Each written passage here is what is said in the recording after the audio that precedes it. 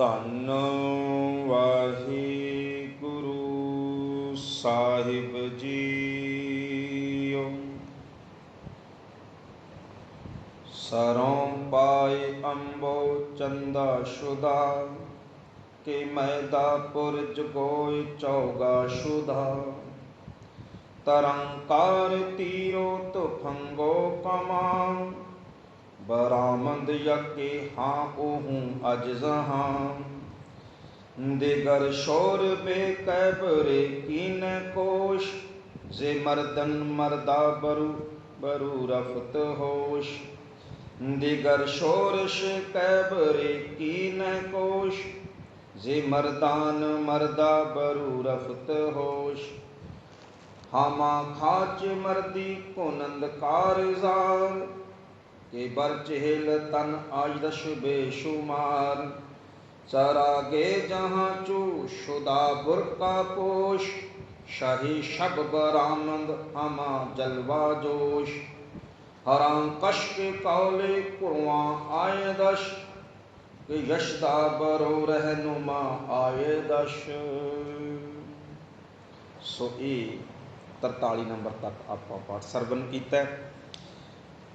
धन गुरु कलगीधर पातशाह जंग दे ना एक जिहड़ी खबर है, केवल गुरमुखो अखीं देखी नहीं, इनू कहने हड्ड बीती। 3-4 शब्द होंदे ने। एक हुंदा अखीं देखिया हाल, भी बाहर बैठिया किंदे सामने होया, पर एक कल्ला अखीं देखिया तो है ही है, पर एक कहने हड्ड बीती, अपने आप नाल जो बीती उन्होंने हड्ड बीती। ये गुरु कलगीधर पातशाह ने जिथे अखीं देखिया हाल बयान किया, उत्थे ये सतगुरु पातशाह की हड्ड बीती है। उन्हें अपने नाल ये सब कुछ होया। तो ध्यान दो, पातशाह कहते शरौ पाए अंबो चंदा शुदा, कि मैदा पुरज गोय चौगा शुदा। शरों का अर्थ है सिर, पाए का अर्थ है पैर, अंबो का अर्थ है ढेर, चंदा शुदा भाव के गुरु कलगीधर पातशाह कहते औरंगजेब जंग के मैदान दे विच, चंदा शुदा अर्थ है जंग के मैदान विच, जंग के मैदान दे विच सिर ते पैरां दे ढेर लगे पे ने, ऐ चारे पासे सिर ते पैरां दे ढेर ही ढेर। कदे बांह कट्टी, किते लत्त कट्टी पई है, कदे सिर कट्टिया पिया, कदे शरीर तड़फदा पिया। तो पातशाह कहते औरंगजेब मैं ये चीज़ अपने अखां दे सामने देखी है। ऐ ढेरां दे ढेर शरीर पए होए सन। शरों पाए अंबो चंदा शुदा, कि मैदा पुरज गोए चौगा शुदा। कि मैदा पुरुष, इसका अर्थ है जंग का मैदान।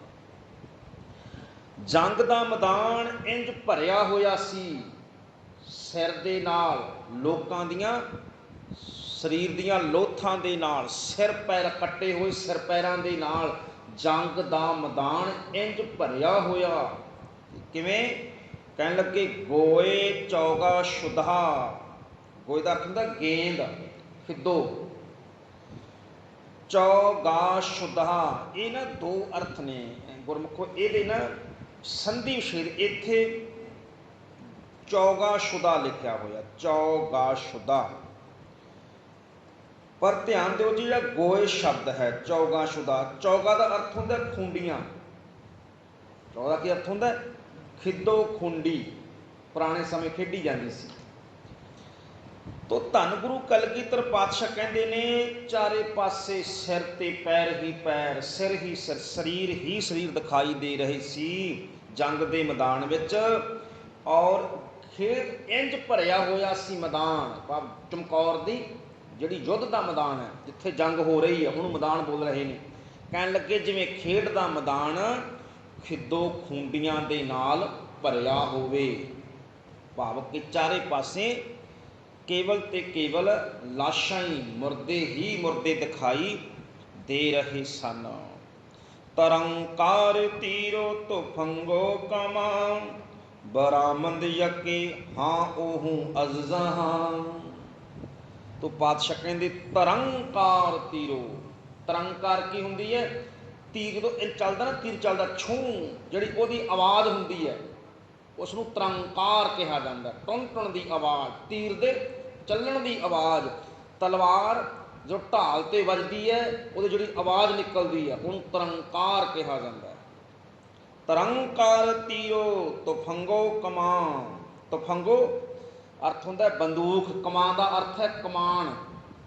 ਕਹਿਣ ਲੱਗੇ ਔਰੰਗਜ਼ੇਬ, ਤੀਰਾਂ ਦੀ, ਬੰਦੂਕਾਂ ਦੀ, ਕਮਾਨਾਂ ਦੀ ਜਿਹੜੀ ਆਵਾਜ਼ ਸੀ, ਸਨਸਨਾਹਟ ਸੀ ਜਿਹੜੀ ਜਦੋਂ ਚੱਲਦੇ ਸਨ, ਕਹਿਣ ਲੱਗੇ ਬਰਾਮਦ ਯਕੇ ਹਾਂ ਉਹ ਹੂੰ। ਹਾਂ ਉਹ ਹੂੰ ਦਾ ਕੀ ਅਰਥ ਹੈ? ਹਾਹਾਕਾਰ ਮਚ ਜਾਣੀ। ਉਹ ਚਾਰੇ ਪਾਸੇ ਹਾਹਾਕਾਰ ਮਚਾ ਰਹੀ ਸੀ। ਚੀਕ ਚਿਹਾੜਾ, ਜੋ ਕਹਿੰਦੇ ਚੀਕ ਚਿਹਾੜਾ ਪਿਆ ਹੋਇਆ, ਕਹਿੰਦੇ ਚੀਕ ਚਿਹਾੜਾ ਪਿਆ ਹੋਇਆ ਸੀ ਜੰਗ ਦੇ ਮੈਦਾਨ, ਹਾਹਾਕਾਰ ਮੱਚੀ ਹੋਈ ਸੀ। ਹੁਣ ਜਿਹੜੀ ਇਹ ਬਚਨ ਆ ਨਾ, ਧਿਆਨ ਦਿਓ ਗੁਰਮੁਖੋ, ਧੰਨ ਗੁਰੂ ਕਲਗੀਧਰ ਪਾਤਸ਼ਾਹ ਨਾ, ਜਦੋਂ ਇਹ ਤੇ ਆਪਾਂ ਵਿਚਾਰ ਰਹੇ ਹਾਂ ਜ਼ਫਰਨਾਮਾ। ਇਸ ਤੋਂ ਪਹਿਲਾਂ ਮੈਂ ਜ਼ਿਕਰ ਕੀਤਾ ਸੀ ਇੱਕ ਫਤਿਹਨਾਮਾ, ਜਿਹੜਾ ਮਾਛੀਵਾੜੇ ਦੀ ਧਰਤੀ ਤੋਂ ਲਿਖਿਆ ਗਿਆ ਸੀ। ਉਹਦੀ ਧੰਨ ਗੁਰੂ ਕਲਗੀਧਰ ਪਾਤਸ਼ਾਹ ਇੱਕ ਬਚਨ ਕਰਦੇ ਹੈ, ਬਮੈਦਾ ਬਿਆਂ ਖੁਦਬਾ ਤੇਗੋ ਤਬਰ ਸ਼ਕੁਨ ਖਲਕ ਖਾਲਕਾਰ ਜ਼ੇਬੋ ਜ਼ਬਰ। ਉੱਥੇ ਪਾਤਸ਼ਾਹ ਕਹਿੰਦੇ ਔਰੰਗਜ਼ੇਬ, ਜੇ ਤੂੰ ਸੱਚਮੁੱਚ ਬਹਾਦਰ ਹੈ, ਜੇ ਸੱਚਮੁੱਚ ਤੂੰ ਬਾਦਸ਼ਾਹ ਹੈ, ਤੇ ਫਿਰ ਇਸ ਖਲਕਤ ਨੂੰ ਕਿਉਂ ਮਰਵਾ ਰਿਹਾ ਹੈ? ਖਲਾਏ ਖਲਾ, ਤੂੰ ਇਸ ਖਲਕਤ ਨੂੰ ਕਿਉਂ ਮਰਵਾ ਰਿਹਾ ਹੈ? ਤੂੰ ਚੜ੍ਹ ਕੇ ਆਉਂਦਾ ਘੋੜੇ ਦੇ ਉੱਤਰ ਤੇ ਮੇਰੇ ਸਾਹਮਣੇ ਖੜਾਉਂਦਾ, ਦੋ ਦੋ ਹੱਥ ਆਪਾਂ ਹੀ ਕਰਕੇ ਦੇਖ ਲੈਂਦੇ। ਇੱਦਾਂ ਇੱਦਾਂ ਪਾਤਸ਼ਾਹ ਤੂੰ ਚੜ੍ਹ ਕੇ ਆਉਂਦਾ, ਲਿਖਦੇ ਨੇ ਜੰਗਨਾਮਾ ਫਤਿਹਨਾਮਾ ਦੇ ਵਿੱਚ, ਤੂੰ ਚੜ੍ਹ ਕੇ ਆਉਂਦਾ ਆਪਾਂ ਹੀ ਕਿਉਂ, ਤੂੰ ਕਿਉਂ ਐਵੇਂ ਲੱਖਾਂ ਲੋਕਾਂ ਨੂੰ ਮਰਵਾ ਰਿਹਾ ਹੈ? ਤੇਰੇ ਕਰਕੇ ਤੇਰੇ ਹੁਕਮ ਦੇ ਅਧੀਨ ਮਰ ਰਹੇ ਨੇ। ਤੂੰ ਚੜ੍ਹ ਕੇ ਆਉਂਦਾ, ਆਪਾਂ ਆਮੋ ਸਾਹਮਣੇ ਖੜੋ ਕੇ, ਬਾ ਤੇਗੋ ਤਬਰ, ਤੂੰ ਤੇਗ ਲੈ ਕੇ ਆਉਂਦਾ ਤੇ ਆਪੋ ਆਮੇ ਸਾਹਮਣੇ ਹੋ ਕੇ ਜੰਗ ਲੜ ਦਿੰਦੇ, ਫੈਸਲਾ ਹੋ ਜਾਣਾ ਸੀ। ਕਿਉਂ ਐਵੇਂ ਇਸ ਜੰਗ ਦੇ ਮੈਦਾਨ ਤੋਂ ਬੇਗਿਣਤਿਆਂ ਨੂੰ ਮਰਵਾ ਰਿਹਾ ਹੈ? ਕਿਉਂਕਿ ਧੰਨ ਗੁਰੂ ਕਲਗੀਧਰ ਪਾਤਸ਼ਾਹ ਤੇ ਹਰ ਵਾਰ ਇਹੀ ਕਹਿ ਰਹੇ ਨੇ, ਦੁਬਾਰਾ ਦੁਬਾਰਾ, ਮੈਂ ਤਾਂ ਜੰਗ ਚਾਹੁੰਦਾ ਹੀ ਨਹੀਂ ਸੀ। ਇਹ ਤਾਂ ਔਰੰਗਜ਼ੇਬ ਤੇਰੇ ਹੰਕਾਰ ਨੇ ਕੀਤਾ ਸਭ ਕੁਛ।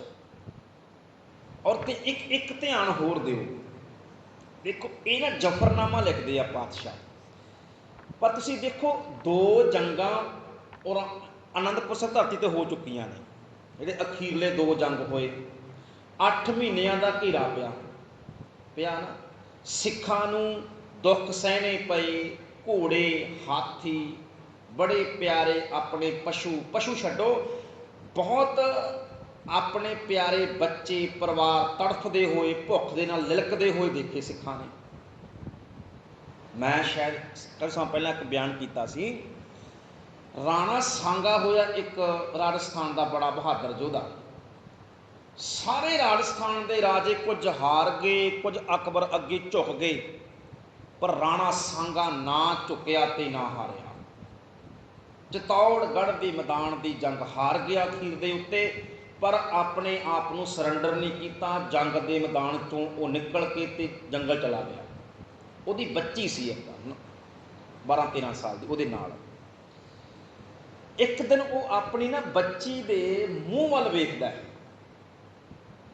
ਬੱਚੀ ਦਾ ਚਿਹਰਾ, ਜਿਹੜੀ ਲਾਡਾਂ ਨਾਲ ਪਲੀ ਸੀ, ਮਹਿਲਾਂ 'ਚ ਪਲੀ ਸੀ, ਜਦੋਂ ਉਹਦਾ ਚਿਹਰਾ ਪੀਲਾ ਹੋਇਆ ਦੇਖਦਾ, ਕਮਜ਼ੋਰ ਦੇਖਦਾ, ਉਦਾਸ ਹੋਇਆ ਚਿਹਰਾ ਦੇਖਦਾ, ਤੇ ਆਪਣੀ ਧੀ ਦੇ ਨਾ ਦੁੱਖ ਨੂੰ ਦੇਖ ਨਹੀਂ ਸਕਦਾ। ਕਹਿੰਦਾ, ਧੀਏ, ਮੈਂ ਆਪਣੀ ਜਾਨ ਦੀ ਪਰਵਾਹ ਨਹੀਂ ਕਦੇ ਕੀਤੀ, ਪਰ ਮੈਂ ਤੇਰੇ ਚਿਹਰੇ ਦਾ ਪੀਲਾਪਣ ਨਹੀਂ ਦੇਖ ਸਕਦਾ, ਤੇ ਮੈਂ ਨਾ ਅਕਬਰ ਦੇ ਅੱਗੇ ਸਿਰ ਝੁਕਾ ਦੇਣਾ। ਬੱਚਾ ਦੁੱਖ ਦੇਖਣਾ ਬੜਾ ਹੁੰਦਾ ਗੁਰਮੁਖੋ। ਵੱਡੇ ਵੱਡੇ ਬਾਦਸ਼ਾਹ ਬੱਚਿਆਂ ਦੇ ਦੁੱਖ ਅੱਗੇ ਝੁਕ ਜਾਂਦੇ ਆ। ਔਲਾਦ ਆ ਪਿਆਰ ਹੁੰਦਾ ਹੀ ਐਸਾ। ਕਹਿੰਦਾ, ਅੱਜ ਮੈਂ ਚਲੇ ਜਾਣਾ, ਮੈਨੂੰ ਤੇਰਾ ਦੁੱਖ ਨਹੀਂ ਦੇਖਿਆ ਜਾਂਦਾ। ਉਹ ਬੱਚੀ ਬੜੀ ਸਿਆਣੀ ਸੀ, ਕਿਉਂਕਿ ਵੇਖੋ ਅਕਸਰ ਮਹਾਰਾਣਾ ਸਾਂਗਾ ਦੀ ਧੀ ਹੈ। ਉਹ ਕਹਿਣ ਲੱਗੀ ਪਿਤਾ ਜੀ, ਜੇ ਤੁਸੀਂ ਅਕਬਰ ਦੇ ਅੱਗੇ ਝੁਕਣ ਲਈ ਜਾਣਾ ਨਾ, ਤੇ ਇੰਜ ਕਰੋ, ਆਪਣੇ ਲੱਕ ਤੋਂ ਖੰਜਰ ਕੱਢੋ ਤੇ ਇੱਕ ਖੰਜਰ ਦੇ ਨਾਲ ਮੇਰੀ ਗਰਦਨ ਕੱਟ ਦਿਓ, ਮੈਨੂੰ ਕਤਲ ਕਰਕੇ ਮੈਨੂੰ ਮਾਰ ਕੇ ਚਲੇ ਜਾਓ, ਕਿਉਂਕਿ ਮੈਂ ਜਿਉਂਦੇ ਜੀ ਆਪਣੇ ਬਾਪ ਨੂੰ ਝੁਕਿਆ ਹੋਇਆ ਨਹੀਂ ਦੇਖ ਸਕਦੀ, ਮੈਂ ਝੁਕਿਆ ਹੋਇਆ ਨਹੀਂ ਦੇਖ ਸਕਦੀ। ਉਹਨੇ ਬੱਚੀ ਨੇ ਕਿਹਾ।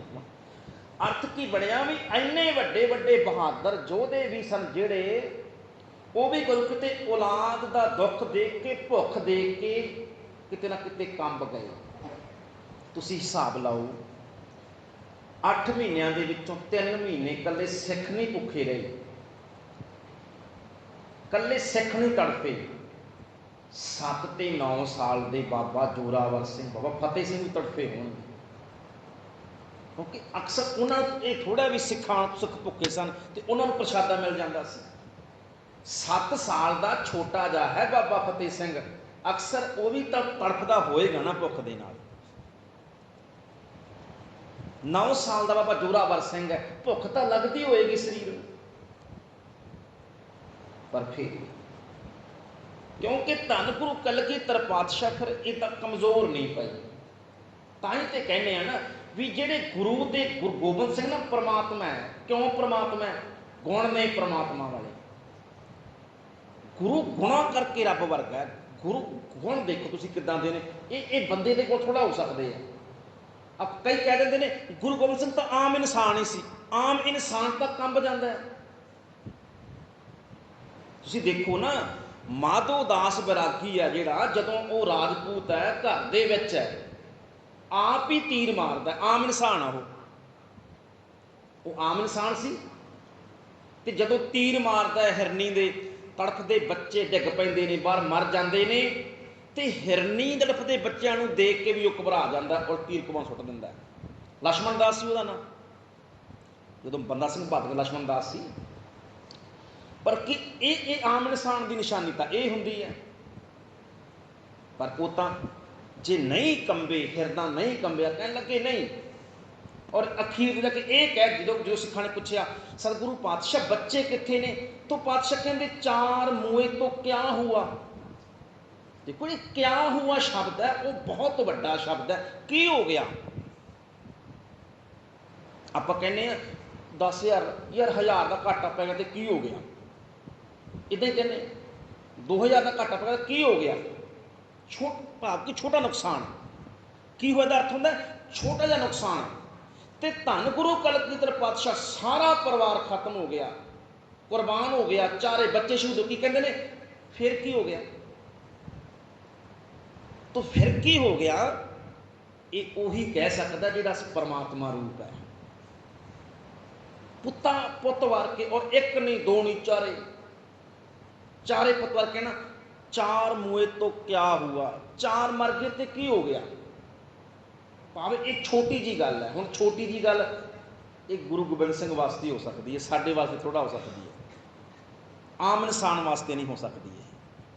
ਤੋ ਧਿਆਨ ਦਿਓ, ਇੱਥੇ ਪਾਤਸ਼ਾਹ ਇਹੀ ਕਹਿ ਰਹੇ ਨੇ, ਤਰੰਕਾਰ ਤੀਰੋ ਤਫੰਗੋ ਕਮਾ ਬਰਾਮਦ ਯਕੇ ਹਾਂ ਉਹ ਅਜ਼ ਜਹਾਂ। ਜਦੋਂ ਔਰੰਗਜ਼ੇਬ ਤੀਰ ਚੱਲਦੇ ਨੇ, ਔਰ ਦੇਖੋ ਧਿਆਨ ਨਾਲ ਦਿਓ, ਜਦੋਂ 9 ਟਨ ਤਾਕਤ ਵਾਲਾ ਤੀਰ ਕਮਾਨ ਪਾਤਸ਼ਾਹ ਦੇ ਕੰਨ ਦੇ ਕੋਲ ਆ ਕੇ ਛੱਡਦੇ ਹੋਣਗੇ, ਉਹ ਇੱਕ ਨਹੀਂ, ਉਹ 5 ਵਿੱਚ ਵਿਸਪਾਰ ਹੁੰਦਾ ਸੀ। ਤਾਂ ਹੀ ਤੇ ਇਹਨਾਂ ਰੱਖਿਆ ਸੀ ਭਾਰਾ। ਇੱਕ ਬੰਦੇ ਦੇ ਉੱਤੇ ਤੀਰ ਚਲਾਉਣ ਲਈ ਇੰਨੇ ਭਾਰਾ ਕਮਾਨ ਨਹੀਂ ਰੱਖਿਆ ਜਾਂਦਾ ਹੁੰਦਾ। ਜਿੰਨਾ ਭਾਰਾ ਕਮਾਨ ਹੋਏਗਾ, ਜਿੰਨੀ ਤਾਕਤ ਵੱਧ ਲੱਗੇਗੀ, ਓਨਾ ਦੂਰ ਤੱਕ ਔਰ ਤਾਕਤ ਨਾ ਜਾਏਗਾ। ਔਰ ਉਹ ਕਈਆਂ ਵਿੱਚ ਦੀ ਪਾਰ ਹੁੰਦਾ ਸੀ ਇੱਕੋ ਇੱਕ ਤੀਰ। ਇਸ ਕਰਕੇ ਕਮਾਨ ਵੀ ਭਾਰੀ ਸੀ, ਤੀਰ ਵੀ ਭਾਰਾ ਸੀ। ਤੋਂ ਪਾਤਸ਼ਾਹ ਉਹੀ ਬਿਆਨ ਕਰਦੇ ਪਏ ਨੇ ਕਿ ਲੋਕਾਂ ਵਿੱਚ ਹਾਂ ਉਹ ਹੂੰ ਅਜ਼ ਜਹਾਂ, ਅੱਜ ਇਸ ਜੰਗ ਦੇ ਮੈਦਾਨ ਦੇ ਵਿੱਚ ਹਾਹਾਕਾਰ ਮੱਚੀ ਹੋਈ ਹੈ, ਚੀਕ ਚਿੰਗਾੜਾ ਪਿਆ ਹੋਇਆ ਹੈ।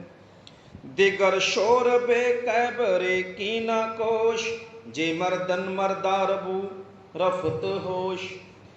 ਪਾਤਸ਼ਾਹ ਦਿਗਰ ਮੈਨੇ ਹੁੰਦਾ ਫਿਰ, ਸ਼ੋਰਬੇ ਸ਼ੋਰ ਸ਼ਰਾਬਾ, ਰੌਲਾ ਗੌਲਾ। ਕੈਬਰੇ, ਜਿਹੜਾ ਕੈਬਰੇ ਅਰਥ ਆ ਨਾ ਗੁਰਮੁਖੋ, ਕਿਉਂਕਿ ਦੇਖੋ ਫਾਰਸੀ ਆ, ਮੈਂ ਫਾਰਸੀ ਦਾ ਮਾਹਰ ਨਹੀਂ ਹਾਂ, ਇਹਦੇ 2 ਅਰਥ ਕੀਤੇ ਨੇ। ਇੱਕ ਤਾਂ ਗਿਆਨੀ ਨਰੈਣ ਸਿੰਘ ਜੀ, ਪਿਆਰਾ ਸਿੰਘ ਪਦਮ, ਇਹਨਾਂ ਨੇ ਜਿਹੜੇ ਕੈਬਰੇ ਦੇ ਅਰਥ ਨੇ ਇਹ ਵਰਸ਼ਾ ਕੀਤੇ ਨੇ, ਵਰਸ਼ਾ। ਪਰ ਜਿਵੇਂ ਗਿਆਨੀ ਗਿਆਨ ਸਿੰਘ ਨੇ, ਭਾਈ ਵੀਰ ਸਿੰਘ ਕਲਗੀਧਰ ਚਮਤਕਾਰ ਹੈ, ਉਹਦੇ ਵਿੱਚ ਜਫਰਨਾਮੇ ਦੇ ਅਰਥ ਭਾਈ ਸਾਹਿਬ ਦੇ ਹੈਗੇ ਨੇ, ਭਾਈ ਵੀਰ ਸਿੰਘ ਦੇ। ਜਾਂ ਫਿਰ ਗਿਆਨੀ ਗੁਰਬਖਸ਼ ਸਿੰਘ ਗੁਲਸ਼ਨ ਨੇ ਹੁਣ ਨਵਾਂ ਅਰਥ ਕੀਤੇ ਨੇ, ਉਹ ਮਾਹਰ ਨੇ ਫਾਰਸੀ ਦੇ, ਉਹਨਾਂ ਨੇ ਇਹਦੇ ਅਰਥ ਤੀਰ ਕੀਤੇ ਨੇ, ਕੈਬਰੇ ਦੇ ਅਰਥ ਤੀਰ। ਤੋਂ ਕਈਆਂ ਨੇ ਅਰਥ ਵਰਸ਼ਾ ਕੀਤੇ ਨੇ, ਕਈਆਂ ਨੇ ਅਰਥ ਤੀਰ ਕੀਤੇ ਨੇ ਇਹਦੇ। ਇਹ ਮੈਂ ਤੁਹਾਨੂੰ ਦੋ ਅਰਥ ਤਾਂ ਦੱਸੇ ਨੇ ਵੀ ਤੁਸੀਂ ਕਿਤੇ ਹੋਰ ਪੜ੍ਹੋ, ਉੱਥੇ ਮੈਂ ਤੀਰ ਕਰ ਜਾਂ ਤੁਸੀਂ ਵਰਸ਼ਾ ਪੜ੍ਹ ਦੇਖੋ, ਗਿਆਨੀ ਜੀ ਨੇ ਗਲਤ ਕਰਾਈ ਸੀ, ਜਾਂ ਮੈਂ ਵਰਸ਼ਾ ਕਰਦਾ ਤੁਸੀਂ ਤੀਰ ਪੜ੍ਹ ਲਓ ਕਿਤੇ ਹੋਰ, ਭਰਮ ਪੈ ਜਾਏਗਾ ਵੀ ਸਹੀ ਨਹੀਂ ਸੀ ਹੋਏ। ਤਾਂ ਇਹ ਦੋਨੇ ਅਰਥ ਕੀਤੇ ਹੋਏ ਨੇ ਕੈਬਰੇ ਦੇ, ਤੀਰ ਵੀ ਨੇ, ਵਰਸ਼ਾ ਵੀ ਨੇ। ਕੀਨਾ ਕੋਸ਼, ਕੀਨਾ ਕੋਸ਼ ਦਾ ਅਰਥ ਹੈ ਤੁਲੇ ਹੋਏ ਸਨ, ਮਾਰਨ ਦੇ ਉੱਪਰ, ਉਜਾੜਨ ਦੇ ਉੱਪਰ, ਤੁਲੇ ਹੋਏ, ਭਾਵ ਕਿ ਬੁਰਾਈ ਕਰਨ ਤੇ ਤੁਲੇ ਹੋਏ। ਬਾਦਸ਼ਾਹ ਕਹਿੰਦੇ ਔਰੰਗਜ਼ੇਬ ਮੈਂ ਖੁਦ ਦੇਖਿਆ, ਚੀਕ ਚੰਗਾੜਾ ਪਿਆ ਹੋਇਆ, ਹਾਹਾਕਾਰ ਮੱਚੀ ਹੋਈ, ਔਰ ਫਿਰ ਰੌਲਾ ਗੌਲਾ ਪੈ ਗਿਆ, ਵਰਸ਼ੇ ਤੀਰ, ਕਹਿਣ ਲੱਗੇ ਬੁਰਾਈ ਦੇ ਉੱਤੇ ਤੁਲੇ ਹੋਏ ਸੀ। ਕਿਉਂਕਿ ਦਾ ਕੰਮ ਹੀ ਤੀਰਾਂ ਵਰਸ਼ਾ ਦਾ ਕੰਮ ਕੀ ਹੈ? ਮਾਰਨਾ ਹੀ ਕੰਮ ਹੈ। ਉਹ ਆਪਣੇ ਬੁਰਾਈ ਕਰਨ ਦੇ ਉੱਤੇ ਤੁਲੇ ਹੋਏ ਸਨ। ਸ਼ਸਤਰ ਜੇ ਮਰਦਾਨ ਮਰਦਾ, ਜੇ ਬਹੁਤ ਬਹਾਦਰ, ਰਫੂ ਰਫਤ ਹੋਸ਼, ਜਿਹੜੇ ਮਰਦਾਂ ਦੇ ਮਰਦ, ਮਰਦਾਨ ਮਰਦਾ ਕੀ ਅਰਥ ਹੈ? ਮਰਦਾਂ ਦੇ ਵੀ ਮਰਦ, ਭਾਵ ਕਿ ਬਹੁਤ ਬਹਾਦਰਾਂ ਤੋਂ ਵੀ ਬਹਾਦਰ, ਜਿਹੜੇ ਵੱਡੇ ਵੱਡੇ ਬਹਾਦਰਾਂ ਤੋਂ ਬਹਾਦਰ ਸੂਰਮੇ ਸੀ। ਬਰੂ ਰਫਤ ਹੋਸ਼, ਉਹਨਾਂ ਦੇ ਵੀ ਹੋਸ਼ ਉੱਡ ਜਾਂਦੇ ਸੀ, ਉਹ ਵੀ ਹੈਰਾਨ ਹੋ ਜਾਂਦੇ ਸੀ। ਇੱਦਾਂ ਦੇ ਹਾਹਾਕਾਰ ਮੱਚੀ ਹੋਈ ਸੀ। ਮੇਰੇ ਸਿੰਘਾਂ ਦੇ ਤੀਰਾਂ, ਕਮਾਨ ਵਿੱਚੋਂ ਨਿਕਲੇ ਤੀਰਾਂ ਨੂੰ ਜਦੋਂ ਇੰਜ ਵੇਖਦੇ ਸਨ ਤਾਂ ਵੱਡੇ ਵੱਡੇ ਤੇਰੇ ਸੂਰਮਿਆਂ ਦੇ ਹਿਰਦੇ ਕੰਬ ਜਾਂਦੇ ਸੀ। ਔਰੰਗਜ਼ੇਬ ਤੇਰੇ ਵੱਡੇ ਵੱਡੇ ਸੂਰਮਿਆਂ ਦੇ ਹੋਸ਼ ਉੱਡ ਜਾਂਦੇ ਸਨ। ਹਮਾ ਖਾਚੇ ਮਰਦੀ ਕੁਨੰਦ ਕਾਰਜ਼ਾਰ, ਕਿ ਬਰਚਹਿਲ ਤਨ ਆਇ ਦਸ਼ ਬੇਸ਼ੁਮਾਰ। ਫਿਰ ਪਾਤਸ਼ਾਹ ਕਹਿੰਦੇ ਨੇ ਔਰੰਗਜ਼ੇਬ ਹਮ ਹਮਾ ਆਖਰ, ਇਹਦਾ ਹਮਾ ਆਖਰ ਦਾ ਅਰਥ ਹੈ ਹਮ ਆਖਰ, ਦੋ ਅੱਖਰ ਹੈ, ਹਮਾ ਆਖਰ ਹੈ ਜੀ ਇੱਥੇ। ਇਹ ਦੋ ਸ਼ਬਦਾਂ ਤੋਂ ਬਣਿਆ ਹੋਇਆ ਹਮ ਆਖਰ। ਆਖਰ ਦਾ ਅਰਥ ਹੁੰਦਾ ਅੰਤ ਨੂੰ, ਅਖੀਰ ਨੂੰ। ਹਮਾ ਖਰਚੇ ਮਰਦੀ, ਆਖਰ ਨੂੰ ਕੀ ਕਰਦੀ ਮਰਦਾਨਗੀ। ਔਰੰਗਜ਼ੇਬ ਕੀ ਕਰਦੀ ਬਹਾਦਰੀ। ਮੇਰੇ ਸਿੰਘ ਬਹਾਦਰ ਸਨ, ਸੂਰਮੇ ਸਨ, ਜਿਹੜੇ ਤੇਰੇ ਅਣਗਿਣਤ ਬੇਸ਼ੁਮਾਰ ਫੌਜਾਂ ਦੇ ਸਾਹਮਣੇ ਵੀ ਡਟੇ ਰਹੇ।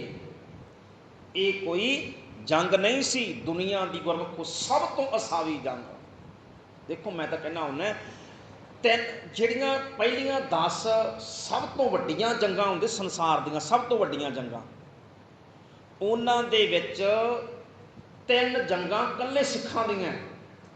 ਦੁਨੀਆ ਦੇ ਇਤਿਹਾਸ ਦੀਆਂ ਸਭ ਤੋਂ ਅਸਾਵੀਆਂ ਜੰਗਾਂ ਨੇ ਜਿਹੜੀਆਂ, ਭਾਵ ਕਿ ਸਭ ਤੋਂ ਅਨਬੈਲੈਂਸ ਜਿਹੜੀ ਜੰਗ ਹੁੰਦੀ ਹੈ, ਸਭ ਤੋਂ ਪਹਿਲੀਆਂ ਇਹ 10 ਜੰਗਾਂ ਨੇ ਦੁਨੀਆ ਦੇ ਇਤਿਹਾਸ ਦੀਆਂ। 3 ਜੰਗਾਂ ਇਕੱਲੇ ਸਿੱਖਾਂ ਦੀਆਂ। ਉਹਦੇ ਵਿੱਚ ਇੱਕ ਇਹ ਸਭ ਤੋਂ ਵੱਡੀ, ਇਹ ਚਮਕੌਰ ਦੀ ਜੰਗ, ਬੇਸ਼ੁਮਾਰ, ਗਿਣਤੀ ਕੋਈ ਨਹੀਂ, ਬੇਅੰਤ। ਦੂਜੇ ਪਾਸੇ ਕੇਵਲ 40। ਸਭ ਤੋਂ ਅਸਾਵੀਂ ਅਨਬੈਲੈਂਸ ਜੰਗ ਸਭ ਤੋਂ। ਦੂਜੀ ਗੁਰਦਾਸ ਨੰਗਲ ਦੀ ਗੜੀ ਦੀ ਜੰਗ, ਜਦੋਂ ਬੰਦਾ ਸਿੰਘ ਬਹਾਦਰ ਨੂੰ ਫੜਿਆ ਜਾਂਦਾ, ਉਹ ਜੰਗ ਵੀ ਅਸਾਵੀਂ ਸੀ, ਮੁਕਾਬਲਾ ਨਹੀਂ ਸੀ ਕੋਈ। ਔਰ ਤੀਸਰੀ ਸਾਰਾਗੜੀ ਦੀ ਜੰਗ, ਸਾਰਾਗੜੀ ਦੀ ਜੰਗ ਜਿੱਥੇ ਕੇਵਲ 21 ਸਿੱਖਾਂ ਨੇ 10,000 12-13,000 ਦੀ ਜਿਹੜੀ ਪਠਾਣਾਂ ਦੀ, ਅਫਗਾਨੀ ਪਠਾਣਾਂ ਦੀ ਫੌਜ ਸੀ, ਉਹਦਾ ਮੁਕਾਬਲਾ ਕੀਤਾ। ਅੱਛਾ, ਇੱਕ ਮੈਂ ਬੇਨਤੀ ਹੋਰ ਕਰ ਜਾਂਦਾ। ਕਈ ਵਾਰ ਨਾ ਇੰਜ ਹੁੰਦਾ ਹੈ, ਮੈਂ ਇੱਕ ਵਿਦਵਾਨ ਨੂੰ ਸੁਣ ਰਿਹਾ ਸੀ ਥੋੜ੍ਹੇ ਦਿਨ ਪਹਿਲਾਂ, ਉਹ ਕਹਿੰਦਾ ਜੀ ਸਾਰਾਗੜ੍ਹ ਦੀ ਜੰਗ ਦੇ ਵਿੱਚ ਸਿੱਖਾਂ ਨੇ ਮੁਗਲਾਂ ਦੇ ਛੱਕੇ ਖੜਾਏ। ਹੁਣ ਇਹ ਨਹੀਂ ਪਤਾ ਵੀ ਮੁਗਲ ਕੀ ਹੁੰਦਾ। ਹਰ ਮੁਸਲਮਾਨ ਮੁਗਲ ਨਹੀਂ ਹੁੰਦਾ, ਇਹ ਧਿਆਨ ਰੱਖੋ ਜੀ।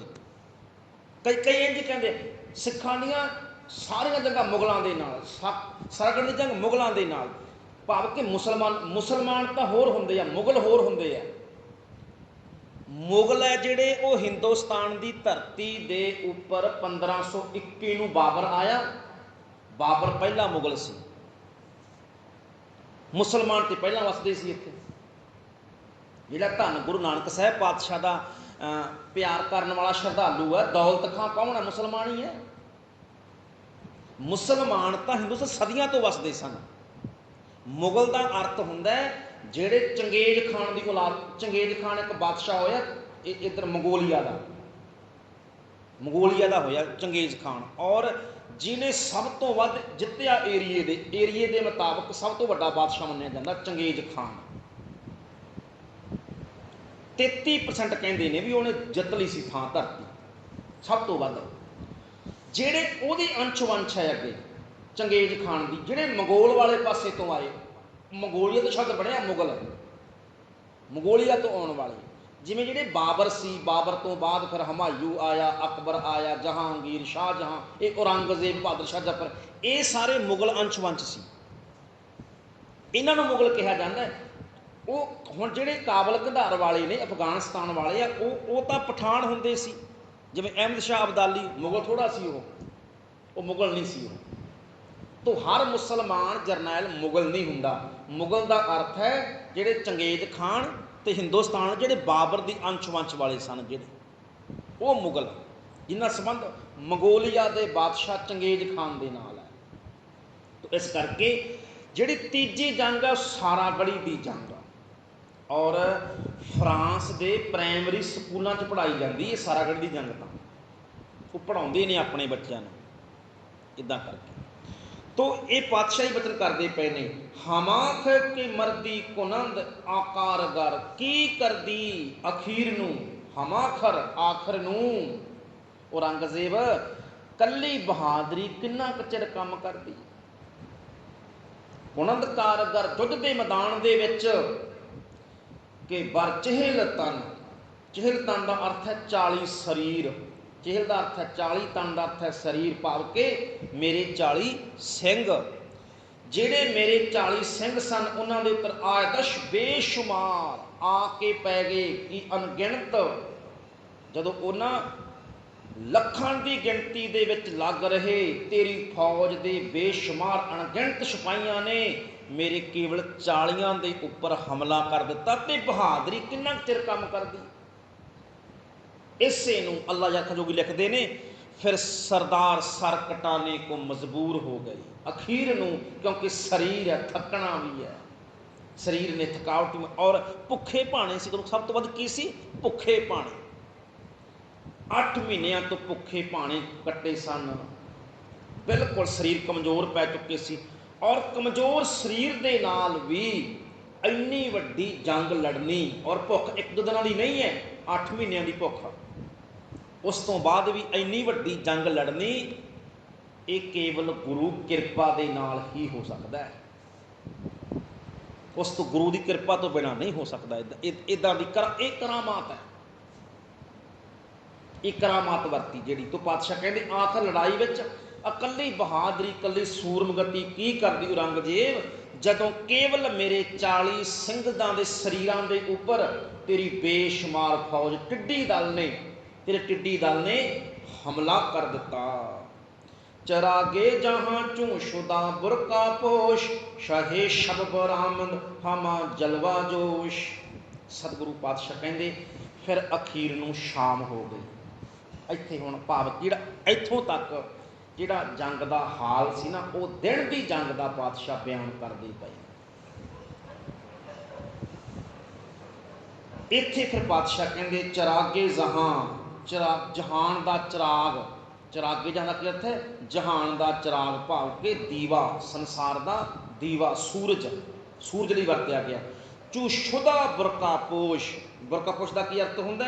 ਉਹਨੇ ਆਪਣਾ ਮੂੰਹ ਢੱਕ ਲਿਆ। ਬੁਰਕਾ ਹੁੰਦਾ ਮੂੰਹ ਢੱਕਣ ਵਾਲਾ, ਬੁਰਕਾਪੋਸ਼ ਉਹਨੇ ਆਪਣਾ ਮੂੰਹ ਢੱਕ ਲਿਆ। ਅਰਥ ਕੀ ਬਣਿਆ ਕਿ ਜਿਹੜਾ ਸੂਰਜ ਸੀ ਫਿਰ ਉਹ ਛਿਪ ਗਿਆ, ਸੂਰਜ ਛਿਪਣ ਦੀ ਗੱਲ ਹੈ। ਸ਼ਾਹੇ ਸ਼ਬ ਬਰਾਮਦ, ਸ਼ਾਹੇ ਸ਼ਬਦ ਦਾ ਅਰਥ ਹੁੰਦਾ ਰਾਤ ਦਾ ਬਾਦਸ਼ਾਹ, ਭਾਵ ਚੰਦਰਮਾ। ਫਿਰ ਚੰਦਰਮਾ ਨਿਕਲ ਆਇਆ, ਸੂਰਜ ਛਿਪ ਗਿਆ, ਚੰਦਰਮਾ ਨਿਕਲ ਆਇਆ, ਬਰਾਮਦ ਹਾਜ਼ਰ ਹੋ ਗਿਆ। ਹਮਾ ਜਲਵਾ ਜੋਸ਼, ਤੇ ਫਿਰ ਰਾਤ ਨੂੰ ਕਹਿਣ ਲੱਗੇ ਫਿਰ ਉਸ ਚੰਦਰਮਾ ਨੇ ਆਪਣਾ ਜਲਵਾ ਦਿਖਾਇਆ, ਭਾਵ ਕਿ ਹੁਣ ਚੰਦਰਮਾ ਚਮਕਣ ਲੱਗ ਪਿਆ। ਹਰਾਂ ਕਸ਼ ਕੇ ਕੌਲੇ ਕੁਆਂ ਆਏ ਦਸ਼, ਕਿ ਯਸ਼ਦਾ ਬਰੂ ਰਹਿਨੁਮਾ ਆਏ ਦਸ਼। ਪਾਤਸ਼ਾਹ ਕਹਿੰਦੇ ਔਰੰਗਜ਼ੇਬ, ਜੇ ਕੋਈ ਕੁਰਾਨ ਦੀ ਕਸਮ ਦੇ ਉੱਪਰ, ਜੇ ਕੋਈ ਹਰਾਂ ਕਸ਼ ਦਾ ਕੀ ਅਰਥ ਹੈ, ਜੇ ਕੋਈ, ਕਿ ਕੌਲੇ ਕੁਰਾਨ, ਕੁਰਾਨ ਦੀ ਸਹੁੰ, ਆਏ ਦਸ਼ ਇਤਬਾਰ ਕਰਕੇ ਆ ਜਾਂਦਾ, ਕਿ ਯਸ਼ਦਾ ਬਰੋ ਰਹਿਨੁਮਾ ਆਏ ਦਸ਼। ਪਰ ਕਹਿਣ ਲੱਗੇ ਚੇਤਾ ਰੱਖੀ, ਯਸ਼ਦਾ ਦਾ ਅਰਥ ਹੈ ਕਰਤਾਰ ਪਰਮਾਤਮਾ ਵਾਹਿਗੁਰੂ, ਬਰੋ ਰਹਿਨੁਮਾ ਅਗਵਾਈ ਕਰਨ ਵਾਲਾ, ਉਹਦੀ ਅਗਵਾਈ ਪਰਮਾਤਮਾ ਆਪ ਕਰਦਾ ਹੈ। ਜੇ ਕੋਈ ਤੇਰੇ ਵਰਗਾ ਪਾਪੀ ਕੁਰਾਨ ਦੀ ਸਹੁੰ ਖਾ ਕੇ ਇਤਬਾਰ ਨੂੰ ਤੋੜ ਦਿੰਦਾ ਹੈ ਤੇ 40 ਦੇ ਉੱਪਰ ਅਣਗਿਣਤ ਫੌਜਾਂ ਚੜਾ ਦਿੰਦਾ ਹੈ, ਪਰ ਕਹਿਣ ਲੱਗੇ ਮੇਰੇ ਵਰਗੇ ਉਸ ਪਰਮਾਤਮਾ ਦੇ ਪਿਆਰੇ ਦੀ ਰੱਖਿਆ ਉਹ ਕੇਵਲ ਪਰਮਾਤਮਾ ਆਪ ਹੀ ਕਰਦਾ ਹੈ, ਉਹਦੀ ਅਗਵਾਈ ਵਾਹਿਗੁਰੂ ਖੁਦਾ ਆਪ ਕਰਦਾ ਹੈ, ਔਰ ਮੇਰੀ ਅਗਵਾਈ, ਮੇਰੀ ਰਹਿਨੁਮਾਈ ਉਸ ਵਾਹਿਗੁਰੂ ਪਰਮੇਸ਼ਰ ਨੇ ਖੁਦ ਕੀਤੀ ਹੈ ਔਰੰਗਜ਼ੇਬ। ਔਰ ਦੇਖੋ ਇੱਕ ਬੇਨਤੀ ਸਮਝੋ ਧਿਆਨ ਨਾਲ। ਹੁਣ ਦੇਖੋ ਜਦੋਂ ਚਮਕੌਰ ਦੀ ਗੜੀ ਵਿੱਚੋਂ ਪਾਤਸ਼ਾਹ ਨਿਕਲਣ ਲੱਗਦੇ ਨੇ, ਜਿਹੜਾ ਨਿਕਲਣਾ ਸੀ ਨਾ, ਜਿਹੜੇ ਕਈ ਵਿਦਵਾਨ ਨੇ ਉਹ ਇਹ ਗੱਲ ਮੰਨਦੇ ਨੇ ਵੀ ਦੇਖੋ ਜਿਹੜਾ 5 ਜੱਥੇ ਨਾ, ਜਿਹੜੇ ਜੱਥੇ ਬਣਾ ਕੇ ਤੋਰਨੇ ਹੌਲੀ ਹੌਲੀ, ਉਹਦਾ ਕਾਰਨ ਇੱਕ ਨੀਤੀ ਸੀ ਗੁਰਮੁਖ। ਉਹ ਨੀਤੀ ਕੀ ਸੀ? ਸ਼ਾਮ ਹੋਣ ਦੇਣੀ, ਕਿਉਂਕਿ ਸਾਰੇ ਦਿਨ ਦੀ ਜੰਗ ਹੈ, ਅੰਦਰ ਕੇਵਲ 40 ਸਿੱਖ ਹੈ, 40 ਸਿੱਖ ਹੈ। ਇਸ ਕਰਕੇ ਸਿੱਖਾਂ ਨੇ, ਇਹ ਕਹਿ ਲਓ ਵੀ ਸਿੱਖਾਂ ਨੇ ਇਹ ਗੱਲ ਪਹਿਲਾਂ ਹੀ ਮਨ 'ਚ ਧਾਰ ਲਈ ਸੀ ਆਪਣੇ, ਵੀ ਅਸੀਂ ਸ਼ਹੀਦ ਭਾਵੇਂ ਹੋ ਜਾਈਏ, ਧੰਨ ਗੁਰੂ ਕਲਗੀਧਰ ਪਾਤਸ਼ਾਹ ਨੂੰ ਗੜੀ ਤੋਂ ਕੱਢਣਾ ਬਾਹਰ। ਸਿੱਖਾਂ ਨੇ ਵੇਖੋ, ਸਿੱਖਾਂ ਦੀ ਇੱਕ ਆਪਣੀ ਨੀਤੀ ਸੀ, ਗੁਰੂ ਪ੍ਰਤੀ ਇੱਕ ਆਪਣਾ ਸਤਿਕਾਰ ਭਾਵਨਾ ਸੀ। ਉਹ ਭਾਵਨਾ ਕੀ ਸੀ? ਵੀ ਕਿਵੇਂ ਨਾ ਕਿਵੇਂ ਅਸੀਂ ਸ਼ਹੀਦ ਹੋ ਜਾਵਾਂਗੇ, ਪਰ ਸਤਿਗੁਰੂ ਪਾਤਸ਼ਾਹ ਨੂੰ ਗੜੀ ਤੋਂ ਕੱਢਣਾ ਹੈ ਬਾਹਰ, ਇਹਨਾਂ ਨੂੰ ਇੱਥੇ ਸ਼ਹੀਦ ਨਹੀਂ ਹੋਣ ਦੇਣਾ। ਕਾਰਨ ਕੀ ਸੀ? ਸਿੱਖ ਸਮਝਦੇ ਸਨ। ਤਾਂ ਹੀ ਜਦੋਂ ਅਖੀਰ ਤੇ ਨਾ, ਜਦੋਂ ਗੜੀ ਛੱਡਣ ਦੀ ਗੱਲ ਹੁੰਦੀ ਹੈ, ਉਦੋਂ ਸਿੱਖ ਕਹਿੰਦੇ ਨੇ, ਜਦੋਂ ਕਲਗੀਧਰ ਪਾਤਸ਼ਾਹ ਕਹਿੰਦੇ ਸਿੱਖੋ ਹੁਣ ਮੈਂ ਵੀ ਸ਼ਹੀਦ ਹੋ ਜਾਣਾ, ਤੂੰ ਪਾਤਸ਼ਾਹ ਸਿੱਖ ਲੱਖਾਂ ਵੀ ਹੋਣ, ਸਿੱਖ ਇਕੱਠੇ, ਲੱਖਾਂ ਸਿੱਖ ਇਕੱਠੇ ਹੋ ਕੇ ਵੀ ਗੁਰੂ ਗੋਬਿੰਦ ਸਿੰਘ ਵਰਗਾ ਗੁਰੂ ਨਹੀਂ ਬਣਾ ਸਕਦੇ। ਹੁਣ ਸੰਗਤ ਕਰਕੇ ਗੁਰੂ ਨਹੀਂ ਹੈ, ਇਹ ਧਿਆਨ ਦਿਓ ਜੀ। ਸੰਗਤ ਕਰਕੇ ਗੁਰੂ ਨਹੀਂ ਬਣਦਾ, ਗੁਰੂ ਹੋਵੇ ਤੇ ਸੰਗਤ ਬਣ ਜਾਂਦੀ ਹੈ ਆਪਣੇ ਆਪ। ਕਈ ਵਾਰ ਜਿਹੜੇ ਬਾਬੇ ਨੇ ਕਹਿੰਦੇ, ਇਹ ਵੇਖੋ ਜੀ ਆਹ ਬਾਬੇ ਦੇ ਪਿੱਛੇ ਲੱਖਾਂ ਲੋਕ ਹੈ, ਲੱਖਾਂ ਲੋਕਾਂ ਕਰਕੇ ਕੋਈ ਬਾਬਾ ਨਹੀਂ ਹੁੰਦਾ, ਲੱਖਾਂ ਲੋਕਾਂ ਕਰਕੇ ਕੋਈ ਗੁਰੂ ਨਹੀਂ ਬਣ ਸਕਦਾ। ਹਾਂ, ਜੇ ਗੁਰੂ ਹੋਵੇ ਉਹ ਜੰਗਲ 'ਚ ਇਕੱਲਾ ਵੀ ਬੈਠਾ ਹੋਵੇ ਤੇ ਲੱਖਾਂ ਪੈਦਾ ਕਰ ਦਿੰਦਾ ਹੈ, ਕਿਉਂਕਿ ਗੁਰੂ ਤਾਂ ਗੁਰੂ ਹੈ। ਇਸ ਤਰ੍ਹਾਂ ਦੇ ਨਾਲ ਤੋਂ ਪਾਤਸ਼ਾਹ ਕਹਿੰਦੇ ਨੇ ਉਹਦੀ ਅਗਵਾਈ ਪ੍ਰਮਾਤਮਾ ਆਪ ਕਰ। ਔਰ ਜਦੋਂ ਇਹ ਕਹਿਣਾ, ਜਦੋਂ ਆਪਾਂ ਵੇਖੋ, ਜਦੋਂ ਇਹ ਪਾਤਸ਼ਾਹ ਕਹਿੰਦੇ ਨੇ ਕਿ ਤਾੜੀ ਮਾਰ ਕੇ ਜਾਵਾਂਗਾ ਗੜੀ ਵਿੱਚੋਂ, ਨਾ ਮੈਨੂੰ ਕੋਈ ਜੰਗ ਦਾ ਚੋਰ ਸਮਝੇ, ਕੋਈ ਇਹ ਨਾ ਕਹੇ ਜੇ ਗੋਬਿੰਦ ਸਿੰਘ ਨੇ ਸਿੱਖ ਹੋਰ ਸਮਝੇ, ਪੁੱਤ ਹੋਰ ਸਮਝੇ, ਤਾੜੀ ਮਾਰ ਕੇ ਲਲਕਾਰ ਕੇ ਜਾਵਾਂਗਾ। ਇਹਦਾ ਅਰਥ ਇਹ, ਲਲਕਾਰ ਕੇ ਜਾਵਾਂਗਾ, ਮੈਂ ਦੱਸ ਕੇ ਜਾਵਾਂਗਾ, ਚੋਰੀ ਨਹੀਂ ਜਾਣਾ, ਦੱਸ ਕੇ ਜਾਵਾਂਗਾ ਵੀ ਆਹ ਚੱਲੇ ਆ। ਹੁਣ ਜਦੋਂ ਇਹ ਕਹਿਣਾ ਵੀ ਅਣਗਿਣਤ ਫੌਜਾਂ ਤੇ ਦੱਸ ਕੇ ਜਾਵਾਂਗਾ, ਇਹਦਾ ਅਰਥ ਕੀ ਸੀ? ਇਹਦਾ ਅਰਥ ਇੱਕੋ ਸੀ ਕਿ ਕਿੰਨਾ ਭਰੋਸਾ ਹੈ ਧੰਨ ਗੁਰੂ ਗੋਬਿੰਦ ਸਿੰਘ ਉਸ ਪਰਮਾਤਮਾ ਤੇ। ਆ ਤਾਂ ਬਿਆਨ ਕਰਦੇ ਪਏ ਨੇ ਕਿ ਯਸ਼ਦਾ ਬਰੋਂ ਰਹਿਨੁਮਾ ਆਇ ਦਸ਼, ਰਹਿਨੁਮਾਈ ਕਰਦਾ ਪਰਮਾਤਮਾ ਖੁਦਾ ਆਪ। ਕਿੰਨਾ ਭਰੋਸਾ ਹੈ ਵੀ ਲਲਕਾਰ ਕੇ ਵੀ ਜਾਵਾਂਗਾ, ਇਹ ਲੱਖਾਂ ਦੀ ਫੌਜ ਮੇਰੇ ਤਣ ਨੂੰ ਛੋਹ ਵੀ ਨਹੀਂ ਸਕਦੀ। ਕਹਿੰਦੇ ਨਾ ਵਿੱਚ ਕਰਤਾ ਪੁਰਖ ਖਲੋਵਾ, ਵਾਲ ਨਾ ਵਿੰਗਾ ਹੋਆ, ਵਾਲ ਨਹੀਂ ਵਿੰਗਾ ਹੁੰਦਾ। ਆਹੋ ਜਸ ਰਖੇਨ ਗੋਪਾਲਾ ਨਾਨਕ ਰੋਮ ਨਾ ਛੱਡਤੇ, ਇੱਕ ਰੋਮ ਨੂੰ ਵੀ ਕੋਈ ਛੂਹ ਨਹੀਂ ਸਕਦਾ ਜਿਸ ਦੇ ਸਿਰ ਤੇ ਕਰਤਾਰ ਪਰਮਾਤਮਾ ਦਾ ਹੱਥ ਹੋਵੇ। ਆਹ ਭਰੋਸਾ ਹੈ ਧੰਨ ਗੁਰੂ ਕਲਗੀਧਰ ਪਾਤਸ਼ਾਹ ਨੂੰ ਕਿ ਉਹਦੀ ਰਹਿਨੁਮਾਈ, ਉਹਦੀ ਅਗਵਾਈ ਔਰੰਗਜ਼ੇਬ ਖੁਦਾ ਆਪ ਕਰਦਾ। ਔਰ ਉਸੇ ਦੇ ਭਰੋਸੇ ਹੀ ਧੰਨ ਗੁਰੂ ਕਲਗੀਧਰ ਪਾਤਸ਼ਾਹ ਫਿਰ ਚਮਕੌਰ ਦੀ ਗੜੀ ਨੂੰ ਛੱਡ ਕੇ, ਲਲਕਾਰ ਕੇ ਛੱਡ ਕੇ ਜਾਂਦੇ ਹਨ। ਸੋ ਸਮੇਂ ਦੀ ਸਮਾਪਤੀ ਹੈ ਜੀ, 43 ਤੱਕ ਵਿਚਾਰ ਹੋਈ ਹੈ। ਤੋ ਅਗਲੀ ਜਿਹੜੀ ਵਿਚਾਰ ਹੈ ਉਹ ਆਪਾਂ ਇੱਥੋਂ ਹੀ ਕੱਲ੍ਹ ਨੂੰ ਅੱਗੇ ਲੈ ਕੇ ਚੱਲਾਂਗੇ। ਪਾਤਸ਼ਾਹ ਕਿਰਪਾ ਕਰਨ, ਭੁੱਲਾਂ ਚੁੱਕਾਂ ਦੀ ਖਿਮਾ, ਫਤਿਹ ਬੁਲਾਓ ਆਪੋ ਜੀ। ਵਾਹਿਗੁਰੂ ਜੀ ਕਾ ਖਾਲਸਾ, ਵਾਹਿਗੁਰੂ ਜੀ ਕੀ ਫਤਿਹ। ਵਾਹਿਗੁਰੂ ਸਾਹਿਬ ਜੀਓ।